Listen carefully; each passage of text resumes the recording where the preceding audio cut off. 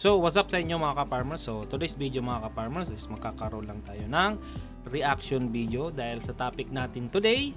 Ang topic po natin ay tungkol po sa isang may mga alagang baboy, lalo na yung inahin, na silent eater. So ako po, wala po akong idea sa ganitong inahin o kaya mga bagong mga guild, mga dumalaga mga ka-farmers. Kasi bakit ko to sinasabi sa inyo yung topic na to? Kasi first time ko po magkaroon ng ganitong inahin. So sabay-sabay po tayong matuto dahil may nakuha po ako ng video na ituturo niya kung paano natin malalaman kung in-hit ba ang isang silent hitter na inahin at dumalaga. So bago yan, intro muna.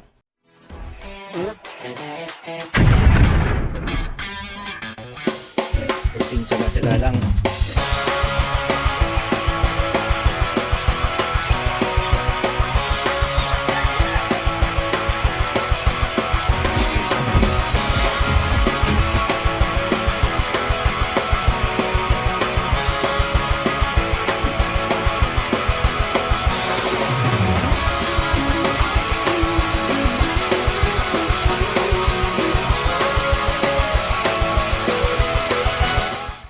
So yun, nandito na nga tayo mga ka-farmers sa ating topic today. So bago po ako magsimula mga ka-farmers, promote ko muna po ang Absolove International Corporation. Yan po, yan dito po sa baba. Nakita nyo yung mga product nila. Sila po ay nagbebenta ng kalidad na oil para sa ating mga sasakyan. Meron po silang mga oil na para sa 4 wheels, meron din sa motor at sa mga makina po na ginagamit natin lalo na sa mga farm. Mga 4-stroke na makina, meron din po silang oil na para dyan. So ito yung Absolove International Corporation. Yan po yung mga product nila. Pwede nyo pong bisitahin yung page nila, Absolove International Corporation, para makapag-order po kayo ng kanilang mga product. So yun, nandito na nga tayo sa topic natin today mga ka-farmers. So sabay-sabay po tayong matuto. So magre-reaction video tayo. Tapos titignan natin kung yung sinasabi po sa video na to is na-experience po natin. So ako rin po, aalamin ko kung yung mga sasabihin dito sa video na to is na-experience ko. Dahil first time ko po magkaroon ng isang silent hitter na dumalaga at inahin. So tara, panoorin natin mga ka-farmers. Yan, panoorin natin mga ka-farmers. Beginners, nais mo bang malaman kung paano natin ma-detect or malaman ang mga sinyalis ng isang silent hitter na dumalagang baboy or baboy inahin? Panoorin mo po ang video na ito. Yun, yan yung hinahanap natin na topic mga ka-farmers. So ito yung nakita ko. Shoutout pala sa may-ari ng video na to. Sana mapagbigyan mo ko na i-reaction video ko yung video mo, kasi first time ko rin po na magkaroon ng silent hitter. So titignan natin kung ano yung experience mo, kung na-experience din po namin katulad namin mga backyard farmer. Aralin natin. Baka naman mga ka-farmers, subscribe nyo naman si Dodong Bilyaran. Yan yung channel niya mga ka-farmers. Baka naman Dodong Bilyaran, subscribe nyo naman mga ka-farmers. Wag lang puro sa akin. Tulungan din natin yung mga kapwa natin mga ka-farmers. Good morning viewers! In this video guys, bibigyan ko lang po ng pansin itong concern po ng isa nating kababayan na si Denmark Honrado.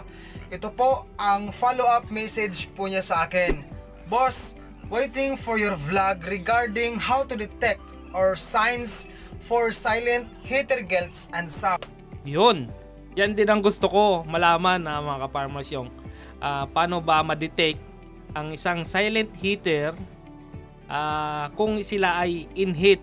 Kasi hindi nga natin malalaman. Mahirap nga natin i-predict kasi nga paano natin malalaman kung in-hit siya, kasi silent hitter siya. Hindi natin alam kung yung pahiga-higa lang siya dyan, in-hit na pala siya. Kasi wala tayong ma-detect. Hindi katulad ng mga inahin natin na nakikita natin, malaki yung bulba, tapos tumataas yung tenga, tapos alerto siya, tapos namumula nga yung bulba niya, Yun yung mga sign ng mga talagang inahin na nakikita mo yung mga senyales na in-hit sila. Pero ito sa silent hitter, alamin natin kung ano yung magiging mga detection. Paano natin malalaman na in-hit na siya? Oh, thank you. Kabayan, thank you for sa iyong concern na yan. At dahil dyan, ako po ay magbibigay na naman ng napakasimpleng or munting idea regarding po sa ating topic ngayon. Sa mga beginners dyan, tune in ka lang dahil alam ko po na marami po sa atin ang mga beginners po na bilang small backyard hog racers. Sa mga katulad ko eh. Baguan din. So, panoorin natin mga farmers yung sasabihin ni Idol Dodong. dyan, mabuhay at mabuhay po kayo. Okay? So, let us direct to the point po. Unang-una guys, isi-share ko lang po sa inyo ang naranasan ko po sa aking gelt na ito noong siya po ay nag-first hit, second hit, and third hit. Number 1 guys, direct to the point tayo ha. Unang-una, ang pag-hit po sa ating mga dumalagang baboy ay sadyang hindi po magkakaparihas ang period of time, yung panahon. Yes, Okay? totoo yan, Ang totoo akin pong gelt na to guys ay first hit siya sa loob ng 4 months mahigit. Second hit niya 4 months pa lang? In-hit na siya? Sa akin, nag-i-in-hit yung aking inahin. Nasa 6 months na, mga ka-farmers. Sa kanya daw, 4 months pa lang, nag-in-hit na. First hit siya sa loob ng 4 months mahigit. Second hit niya is mga 5 months or 6 months mahigit. And then nag-third hit siya po ay 9 months and 12 days. Muna tayo guys sa not silent hitter. Isa po sa mga basic na mga palatandaan na mag-hit po ang ating mga baboy. Okay? Mahina ang pagkain, naapektahan po ang kanilang gana sa pagkain, no? Yes, totoo Walang yan. gana kumain.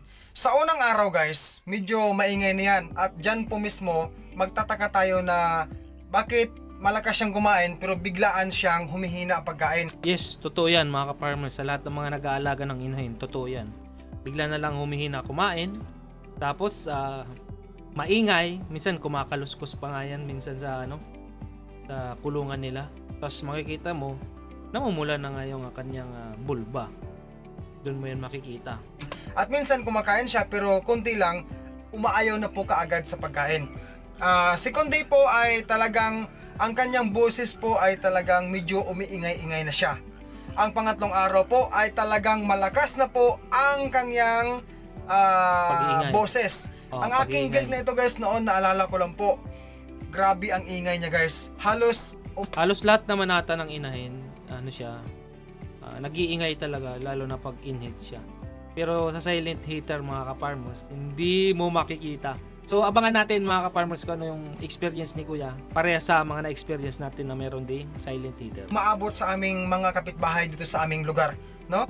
So, isa rin po sa mga sign na ang ating baboy ay naghihit po, namumula po at namamaga ang kaniyang ari. Yes. Ulitin ko lang ha. Number one namumula yan. at namamaga Number one po yan, mga ang ka-farmers. kanyang ari. At hindi Lahat naman lang yan guys. sa lahat naman na nagsiseminar at sa lahat naman nag-aalaga ng inahin, number 1 na basic po yan.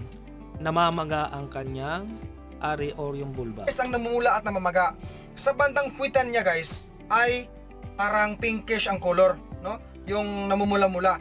Ganon din po sa buong katawan niya. Aking pong maalala guys, itong aking baboy na ito, noong siya ay nag third hit na talaga, napapansin ko guys, ang pamumula sa kanyang balat, whole body niya ay kalat. Hindi lang sa bandang puwitan, kundi dito sa bandang likuran. Basta guys, sa buong katawan niya. Parang ang gustong sabihin ni Idol Dodong, kapag in-hit daw yung inahin niya, is nagpipinkish daw yung kulay niya. Sa akin naman, hindi ganon.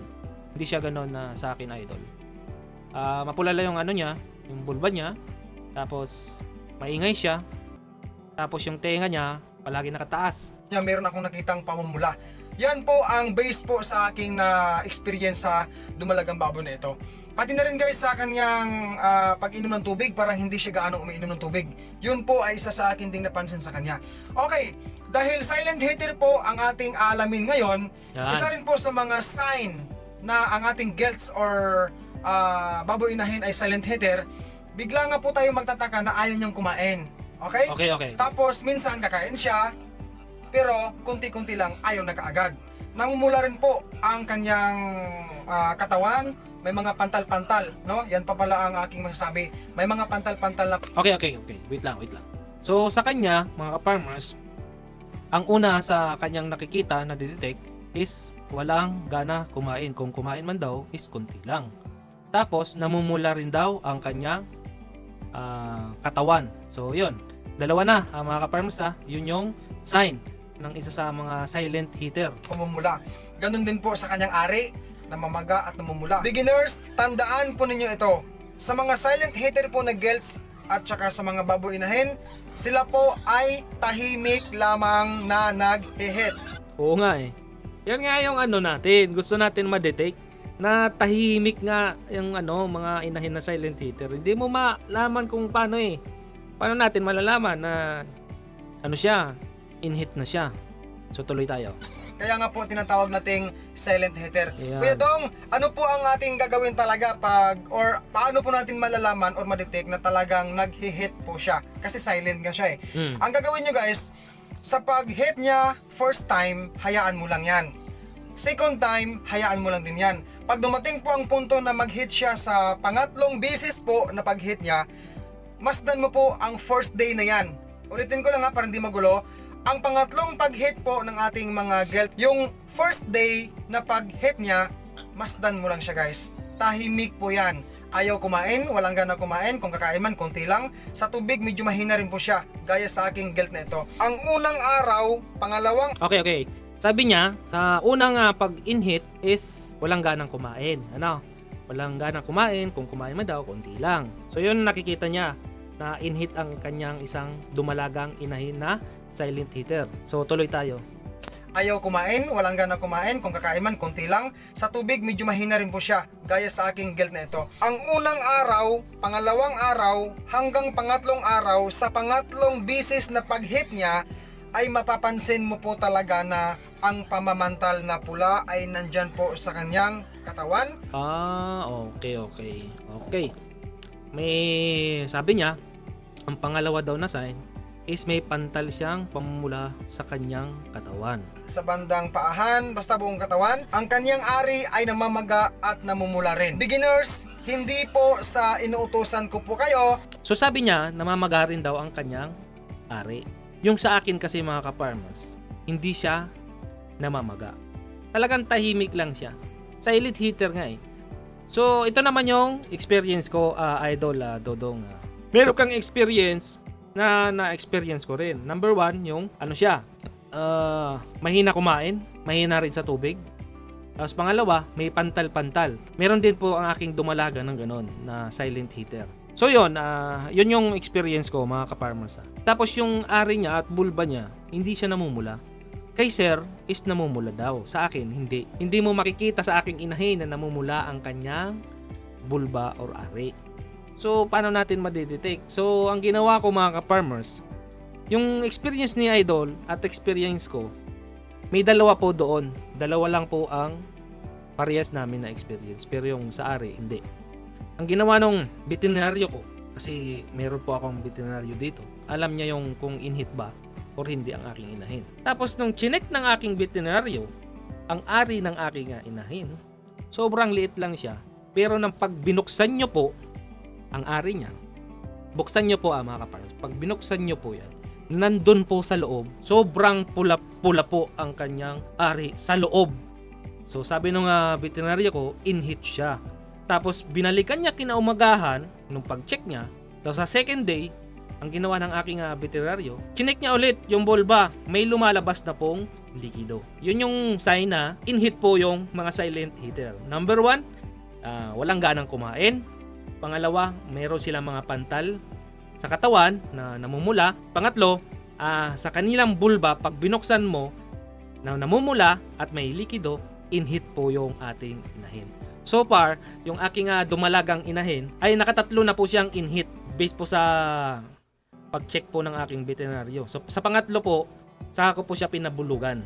So ngayon is maghalos magto 2 months na po ang aking dumalaga na hindi na rin po siya nag-in-hit. So makalakas siyang kumain, tuloy-tuloy. So sana tuloy-tuloy na rin ang pagbubuntis niya mga ka-farmers. So pag nabuntis siya, i-update ko rin po kayo mga ka-farmers para makita po natin yung nanganganak din pala ng maayos ang mga silent heater na inahin. So aalamin lang talaga natin kung paano yung timing, ang timing ng kanilang pag-uugali yung mga silent heater na inahin. So tuloy tayo doon sa video ni Kuya. Pero ito po ay suggestion ko lamang sa inyo, ano? Ang pangatlong araw, sa pangatlong bisis po na kanyang pag-hit, try mo pong idiin paibaba ang kanyang likuran. Kapag Yes, siya totoo rin po yan. ay mag-behave. Ginawa ko rin din yan mga ka-farmers doon sa silent heater ko na dumalaga. Tumatayo talaga ang kanyang tenga kapag ginaganan. Tapos pag hindi na siya pumalag, ibig sabihin nun, is ready na siya para pabulugan yung ating inahin. At tumatayo or tatayo ang kanyang dalawang dalunggan or tainga. Ang tawag dyan guys, Saka yung silent heater ko na dumalaga mga ka-farmers, wala siyang kaingay-ingay kapag siya in-heat. yan po ay standing hit. Ibig pong sabihin, pwede mo na siyang ipa-AI or Pabulugan. pagkakastahan. Yan. Yan po ang ibig sabihin. Pwede na yun. Pag, Pwede mo pong pag hindi na siya pumapalag mga ka-farmers, tapos tuyong-tuyo yung tenga. Pwede na yan. Ipa-AI nyo na. double check guys, maliban sa pagtulak sa kanyang likuran at saka tumatayo ang kanyang tainga, pwede mo ring i-double check, patungan mo po or sakyan mo po ang kanyang likuran. Kapag Yes, siya totoo po yan. ay Totoo yan, behave, mga ka-farmer. hindi siya maligalig, Hindi siya gumagalaw, hindi maligalig. Totoo yan mga ka-farmers. Ginagawa din namin yan dito sa aking mga inahin.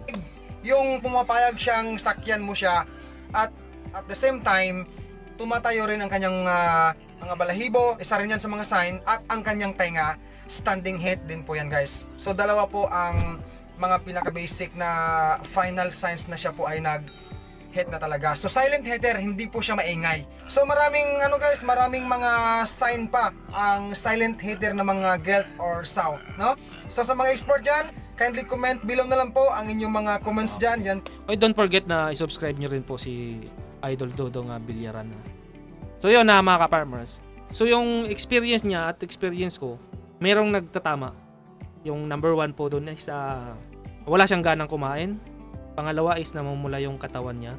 Pero doon po sa area at bulba ng ating inahin, hindi sila nagparehas. Yung kay Idol is namumula rin siya. Yung sa akin po is hindi. Hindi siya namumula. Nung chinek lang ng veterinaryo ko, yung loob ng bulba ng aking inahin, sa kanya lang nalaman na in-hit na siya. Yun yung sa akin mga ka-farmers. So yun yung experience ni Idol Dodong. Ito naman po yung experience ko. So far yung aking inahin is mag-almost 2 months na siya. Hindi na po siya nag-i-in-hit. So kapag silent hitter mga ka-farmers, palagi nyo po siyang pagmasdan, i-check nyo lagi at saka obserbahan nyo ang inyong inahin. Baka mamaya niyan, in-hit na pala. Hindi lang natin na-check yung ating inahin.